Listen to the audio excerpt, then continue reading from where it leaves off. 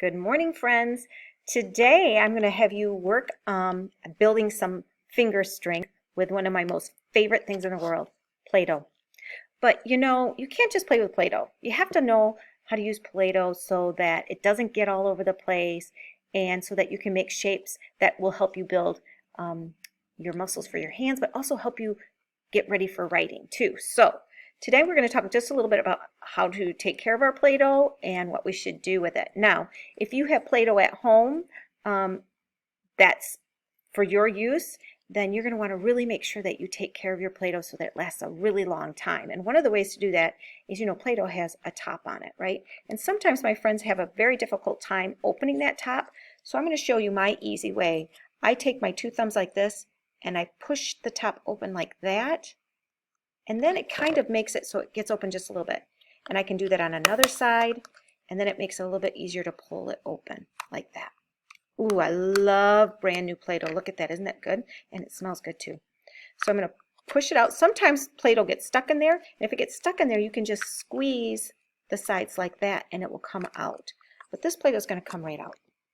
Now, one of the best things you can do, and I don't have one right here with me, but one of the best things I do in my classroom that I like to do is I like to get an old cookie sheet, maybe from the dollar store someplace, and I put it on my table so that my Play-Doh stays on my cookie sheet and then it doesn't get on the floor, because if Play-Doh gets on the floor in the carpet, it gets mashed in there and sometimes it can be difficult to get out, so we want to take good care of it.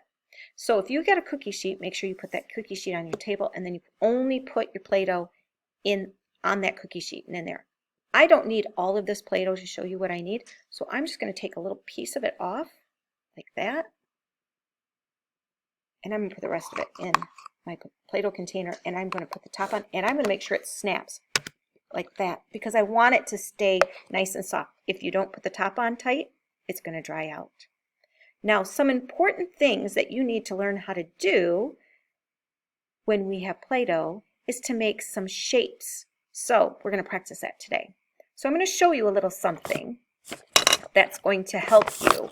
And I will make sure that if mom and dad have a printer, they can download this if they would like, and they can print it off to help you use it too. And I laminated mine, and that's why it's kind of shiny. But you're going to see this piece of paper has, at the top, it has these different size circles, and then it has a squiggle mark, and then at the bottom it has a little face where you can practice making faces. So the first thing we're going to do is we're going to practice making balls like this, and I'm going to show you how we're going to do that. When you have your Play-Doh like this, you can put your Play-Doh in your hand and you try to get it a little bit soft, and then because you have a surface, a hard surface here, you can take that Play-Doh and you just roll it like this in a circle, and if you push down just a little bit and you do this over and over and over again, then you will get a circle. It kind of looks like a circle, right? It has a little point there, so I'm going to make it a little bit better. The more you roll it around, the better the circle will be. It's kind of like a ball. This is a sphere. If it were flat, it'd be a circle, but this is a sphere. So that's a pretty good sphere, huh? Now, this sphere would go really great in this spot because it's the same size. But you can make spheres to match this one and this one too. All right? So that's one thing.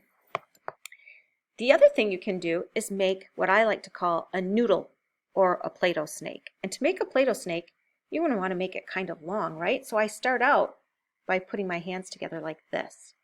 And then this is kind of thick. It's too thick. It's too fat. So I want to make it skinnier. So I'm going to roll it on the table and I have to push down. Can't just roll it back and forth. You actually have to push down a little bit because the pushing down is what's going to make it turn skinny. Can you see how skinny it's getting now? And once you have that snake, I keep pushing it down and rolling it back and forth. And once I have that snake like that, I can make some shapes. I can make a circle like that. I could make a square if I made that line like that, like that. That kind of looks like a rounded square. There we go. There's my square. I could make a triangle. I can make all different kinds of shapes. The other thing I can do is make like this, I don't know if you can see that. Let me see if I can get it so it's not too there, like there. I can lay it on a line and I can copy that shape too, just like this. But look at that's a little long, so I would snip that part off so it matches. Looks pretty good, right?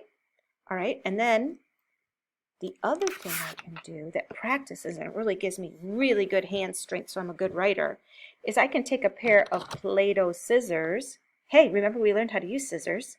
I can take these Play-Doh scissors, I can put my thumb in the little spot and my two fingers in the big spot, put my thumb at the top, and then I can practice cutting Play-Doh. Isn't that crazy? Watch. Snip. Now this is when you really want to have a cookie sheet because then those little snips of Play-Doh don't go flying everywhere, right? This is really good exercise for your hands. And you don't really have to have special Play-Doh scissors. I just happen to have these. You can actually use any kind of kid scissors. Don't use your mom and dad's scissors though because those are kind of expensive.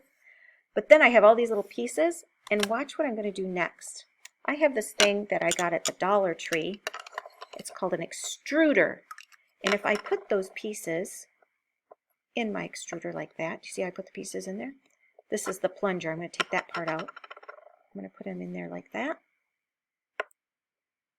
And I'm going to push a few of them down, just like that. Then I can take my plunger, and I put my plunger in the end, like this. And you hold it with your two index and middle finger, and you take your thumbs like that, and you push, and look, comes out the end. This one's shaped kind of like a flower on the end. I think like a flower. Pretty cool, huh? And then I can cut it off. So there's lots of great things that you can do with Play-Doh. Play-Doh that's going to help you build your muscles. Just playing with it is great. Now, here's the thing I want to talk to you about. I have all these different colors of Play-Doh, right? Which one of these do you think this goes back into? Yep, you're right. It goes back into the green one. Because I like my Play-Doh to stay one color so that when I'm making things later, I have all green in this one, all yellow in this one, orange, and then pink. If you're someone who likes to mix your Play-Doh and you're at your house, that's fine. That's your choice. But I like to keep mine separate. I like to sort it so that when I'm ready to make something with green and yellow and orange, I have those colors available. Go out and play with some Play-Doh today and build your finger muscles.